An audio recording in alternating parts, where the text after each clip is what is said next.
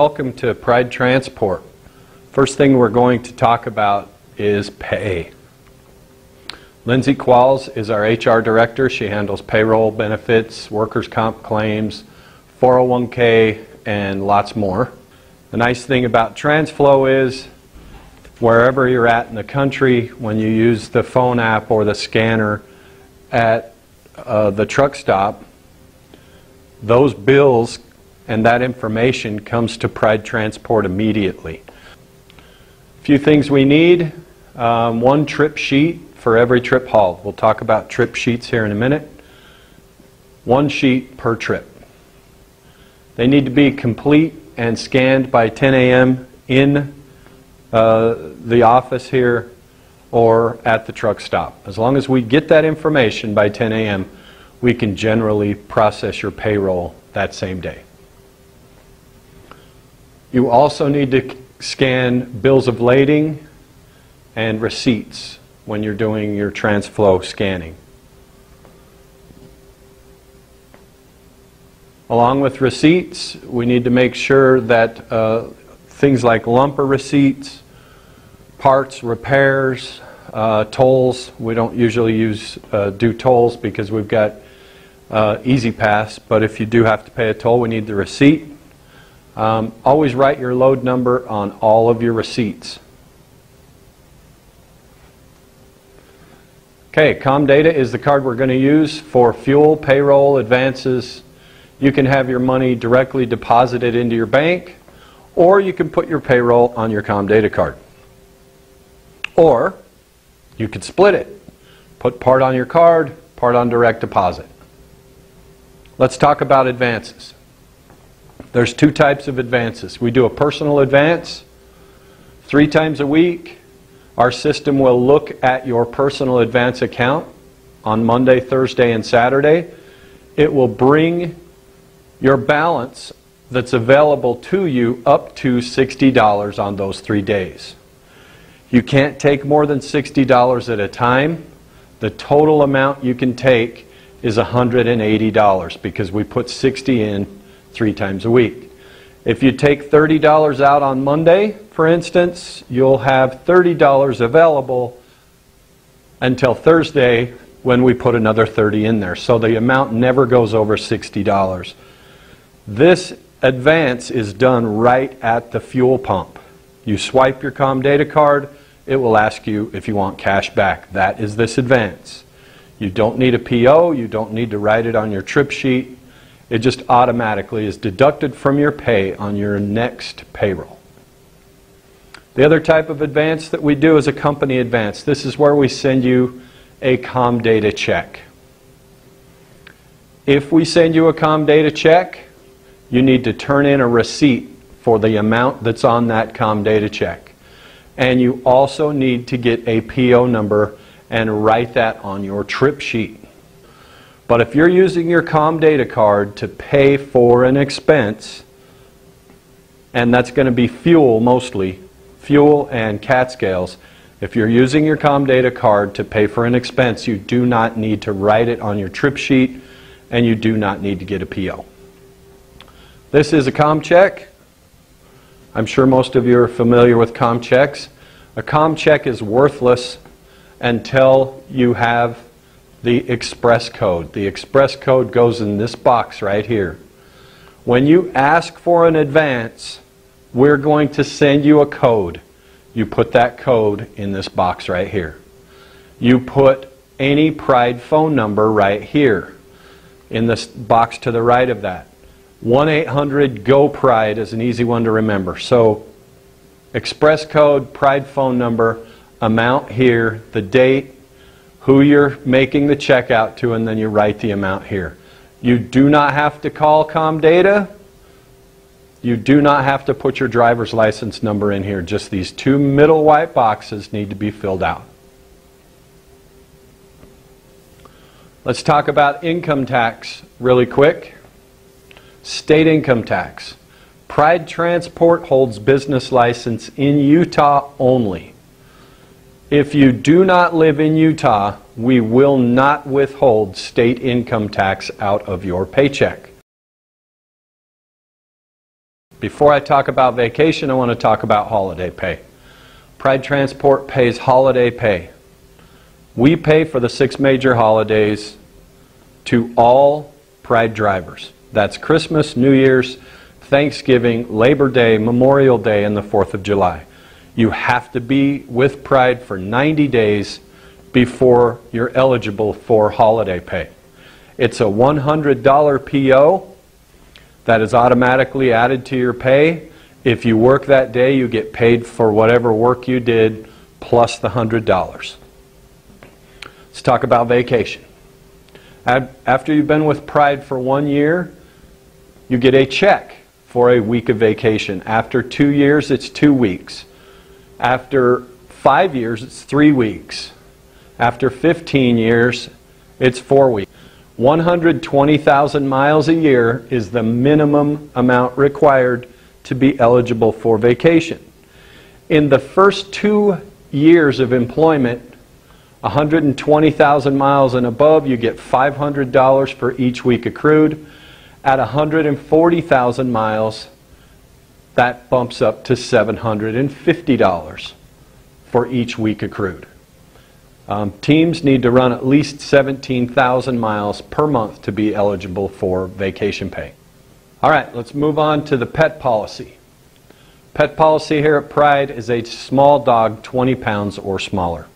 Please be reasonable. I'm not going to weigh your dog. Okay? No cats, birds, snakes, ferrets, raccoons, marmosets, or ponies on the truck. Only a small dog.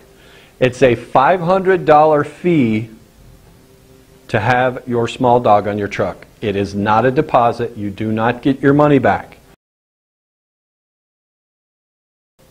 We can do payroll deduction on that $500 fee.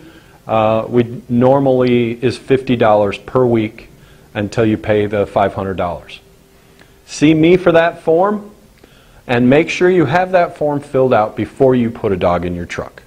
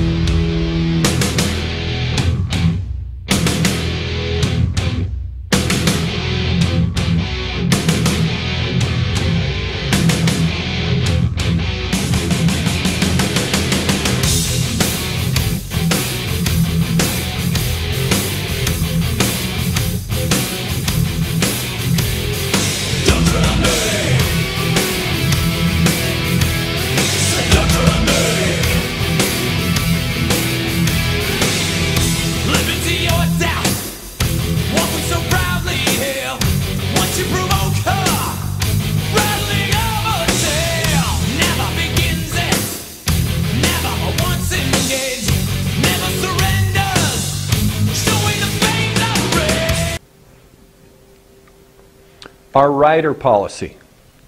Rider policy is $30 per month. Now keep in mind, Pride Transport does not make any money off of our rider policy. As for the rider insurance, go straight to the insurance company. There's a few rules. The rider must be at least 8 years old. You can only have 1 rider at a time on the truck. There is no waiting period. You could have a rider on your truck as long as you get the paperwork in the day you get out of orientation. They do not have to be family. There's no partial payments. What that means is if that person, your rider, is on the truck for 1 day out of the month, it's $30. If they're on there for the whole month, it's still $30. You could have your daughter on the truck for 15 days of the month, switch over, have your son come on for the last 15 days of the month, and the charge is still just $30. Get that form in the safety department. It's very important that you have that form filled out. You can fill it out, email it to us, take a picture and email it. You could fax it. You just have to have that completed form in your truck, and we have to have a copy of it here in the office before your rider gets on the truck. I'm going to put the trip sheet up on the screen. This is the trip report sheet, 1 sheet per load. Make sure you fill in those dots, just like back when you were in grade school using a number 2 pencil. No, you don't have to use a number 2 pencil. But make sure it's easy to see what load number and tractor number you have. On the left, driver name, driver code, driver 2 and driver 2 code if you're a team. Pickup date, drop date, origin city, final drop city. It's very important that you understand origin city and final drop city. The origin city of any load is the final drop city of the previous load. What I'm saying is, if you pick up a load in Salt Lake City and you go to Denver, Colorado and deliver that load, you would turn in a trip sheet on the load Salt Lake City to Denver, Colorado. Then you're asked to go to Cheyenne, Wyoming to pick up your next load, and you pick that load up in Cheyenne, Wyoming, and you take it to Chicago, Illinois. The origin city of that Cheyenne to Chicago load is Denver, Colorado. That's because Denver, Colorado was the final drop city on the previous load. The reason you need to do that is so that the system catches the deadhead movement from Denver to Cheyenne, Wyoming. If you just put Cheyenne, Wyoming to Chicago on your trip sheet, it's not going to pay you for the deadhead from Denver to Cheyenne. There's also a multiple stop there, box yes or no. And then off to the right, you've got trailer number. It's asking you if this is a produce load. And it's also asking you if the bills are scanned into this load. Now there are a few instances where you will not have bills to scan. The first one is a turn. When we do a turn, 2 Pride trucks meet at a specified location and they swap trailers. When you swap trailers with another Pride driver, that ends the load. Wherever you swapped it at, that load is done for you. For instance, I pick up a load in Salt Lake City going to Stockton, California, and I'm headed across the desert on Interstate 80, and my fleet manager asks me to stop in Winnemucca, Nevada, and do a turn with another driver. When I stop in Winnemucca, Nevada, and I disconnect from that trailer, that load is finished for me. What started out being Salt Lake to Stockton ended up being Salt Lake to Winnemucca, Nevada. That's why you don't want to put the final drop city on this trip sheet until you're sure what the final drop city is going to be. That's the first instance where you will not have bills. Because what you're going to do is you're going to give the bills to that other driver. The bills stay with the load and the trailer. The trip sheet stays with you. So make sure that you're giving those bills to that driver you did that turn with.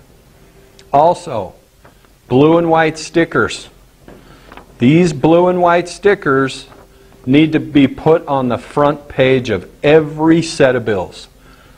Every time you pick up a load and they hand you the manifest or the bills of lading, take one of these stickers, put it on the front page of those bills. Doesn't need to go on every page, but on the front page of the bills you're going to put a sticker with the load number and the trailer number on it. Very important, every time. If you do a turn with somebody, another Pride driver, and they try to give you their bills because you're taking possession of that trailer, if those bills don't have a sticker on them, ask them nicely to put a sticker on there so you know what load you have. Okay? That is the first instance of not having the bills to scan with this trip sheet. Another one would be local delivery. If you have a load that has too much time on it, let's say, and you would like to drop it here in the yard and keep trucking. The load delivers here in Salt Lake City, but you're going to be here a day early or 2 days early, we can arrange to have that load delivered for you. You need to make sure you get it approved through your fleet manager before you drop that load here in the yard.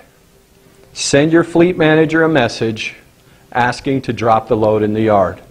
Once approved, drop it on the south side of the property up against the fence. We call that the loaded line. Make sure it's got plenty of fuel. And take the bills in to dispatch. Give them to someone. Don't put them on a desk somewhere. Don't leave them. Either day shift, night shift, weekend, hand those bills to someone and let them know that the load is running here in the yard. In this instance, again, you don't have the bills, but you need to get paid, so you're turning in your trip sheet with no bills. You're scanning it with no bills. You would put no where it asks if the bills are in there. Another instance of not having bills would be dropping a trailer somewhere. If the customer wants you to drop the trailer, loaded trailer, and leave the bills in the bill box, that would be another instance of not having the bills. Most of the time, you're going to scan the bills at the same time as you scan the trip sheet. Now let's talk about extra pay items.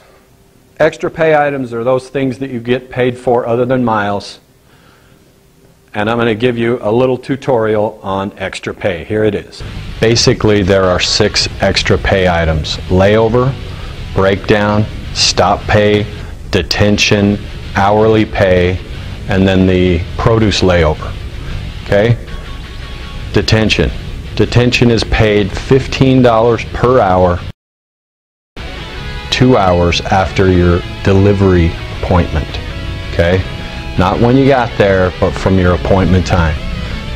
Detention is paid on any pickup or delivery as long as you follow the rules. There is no detention on produce loads. Now, we pay so much better for the stop pays. A lot of our drivers that make the best money here at Pride haul a lot of produce. So no detention on produce loads, but every other type of freight, it's $15 an hour beginning 2 hours after your delivery appointment. Rule number 1, on time. You have to be on time to get paid for detention. Rule number 2, at 60 to 90 minutes from your appointment time, you have to send in the detention macro. I showed this to you in orientation. You know where it's at.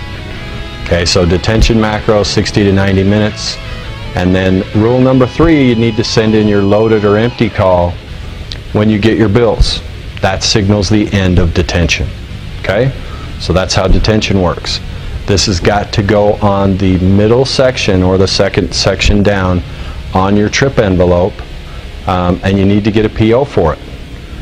Bobby most likely will send you a PO, but if you don't see that PO and you know you're due detention, send in a request for a PO. Layover. Layover is a 24-hour period where you are without a load. So you get empty on Tuesday morning at 8 a.m. If you're not actively under a load Wednesday morning at 8 a.m., we owe you 50 bucks. Okay? Same thing. Second section down on your trip envelope, and you must get a PO for layover. Breakdown's basically the same thing as layover. As far as pay goes, your truck's broke down for 24 hours, we owe you $50. We will also pay for motel if your truck's in the shop. Okay? You have to get a PO for that as well. Let's talk about stop pay. 2 types of stop pay: produce and non-produce.